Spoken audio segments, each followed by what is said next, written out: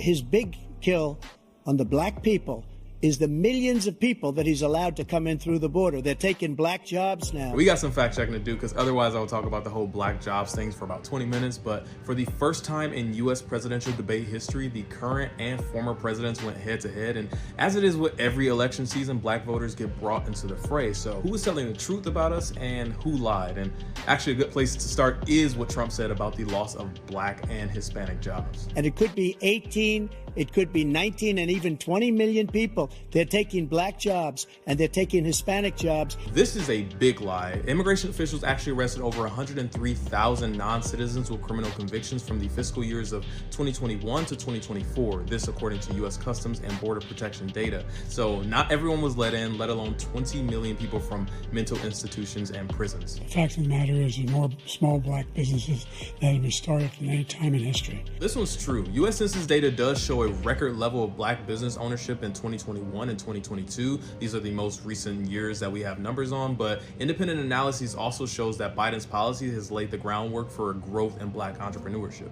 Black unemployment is the lowest level it's been in a long, long time. This one's mostly true. The record for lowest black unemployment was set under Biden at 4.8% in April of 2023, but last month it was 6.1%, but that is still lower than what it was for Trump's first 2 years in office. What he's done to the black population is horrible, including the fact that for 10 years he called them super predators. We can't, in the 1990s, we can't forget that. Super predators was his name. This statement is false, yes, but on a wording level. See, Biden didn't say super predators, that was Hillary. Biden just said predators, but this is all in relation to the 1994 crime bill, which harms so many black Americans, so it's hard not to think that Biden wasn't talking about black people.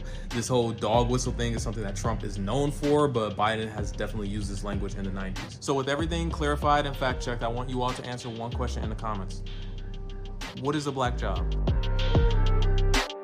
So Google is not as good as it used to be, and I want to clarify some things and give you some context. For those of you who watched the debates, or if you didn't watch the debates and now you're watching all the commentary and you hear all these people talking about black jobs. And he says, now they're taking black jobs. And this is something that, Trump said. What does that mean? What is a black job? Now, the people who are saying what is a black job understand that there's context, there's something underlying, there's something that's not being said explicitly, but a message that's being sent. So I'm going to break it down. Here is what we hear when we say, what do you mean by black jobs? Because when he says black jobs and they're taking them, what he means is that low income, low wage, high labor operations, entry level jobs without benefits. That's what he sees black people as doing. That's what he sees as their function. Why does he think that black people deserve to be in the jobs that have the least skill and least pay? Because this is a legacy of Jim Crow, where black people were kept out of higher wage managerial positions. And because he's saying that, he believes that black people should not be in managerial positions. And that's just the Jim Crow area. If we go further back on up, we're talking about slavery.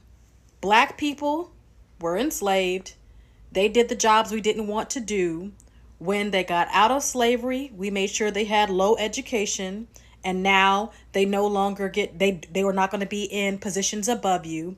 If you elect me, I'm going to make sure that, you black people can have the crumbs that we allow you to have. And he reassures also his base that I'm going to make sure that they know those people will not be above you. So that is the context that is going on. If you want to learn more, I know it's a lot harder to do your own research. There's a very good book that you can pick up by Isabella Wilkerson called Caste.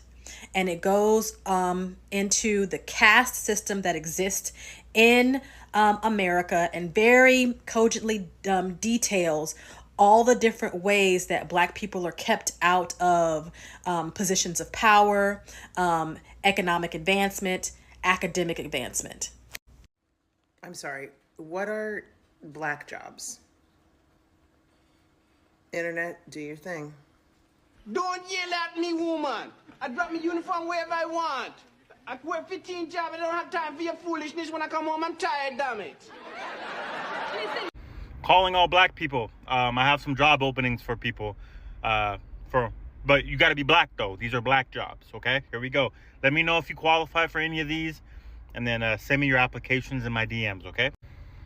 First one, I'm looking for a sugar pourer for my Kool-Aid.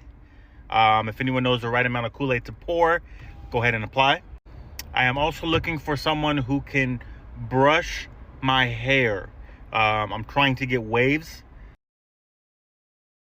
So I'm looking for someone who is capable of brushing my hair. This next one's very important. I'm looking for someone to be a fried chicken fryer. Yes, not a French fryer, but a fried chicken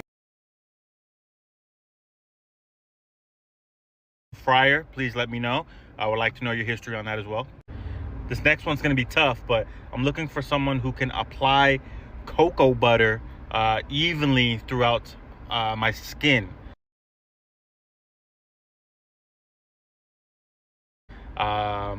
This one's very important because I need it for the hydration. Let me know what fits for you, okay?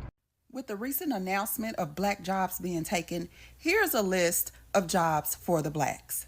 Job opening number 1 is stove light supervisor. This person is in charge of making sure that the stove light is on and if the bulbs need changing. This tradition is for us because it allows our ancestors to find and season our food in the middle of the night. Which brings us right on to job number 2. You need at least 15 years of training for a cast iron skillet trainer. This person is going to make sure that the cast iron skillet is passed down to the family member that knows how to cook, but also knows how to properly clean it. We will not be giving this to just anyone. Now, number 3 is very important. The spades project manager. Not only are they in charge of taking the twos out of the deck, they're also in charge of scoring and making sure nobody trains anyone on how to play spades, but the people that sit down know how to play. And where would we be without number 4? Number 4 is the t-shirt order director. This person is in charge of making sure all the t-shirts are ready for family reunion, all the t-shirts are ready for the homegoing, all the airbrushing is done, all the lettering is correct, and everybody has their $35 to $40 in on time. I see you, Tony. Now, the Kool-Aid coordinator is right up there with the macaroni and cheese master. We need 5 references. Do not play. And the homecoming shift lead will make sure we're liquored up and at every event leading up to homecoming. You think you the only one work hard? I got 9 jobs myself, you know. If I have to do all the cooking and the cleaning and the washing around here, not to mention the welding. Well, combined, that's only 12 jobs, lazy woman.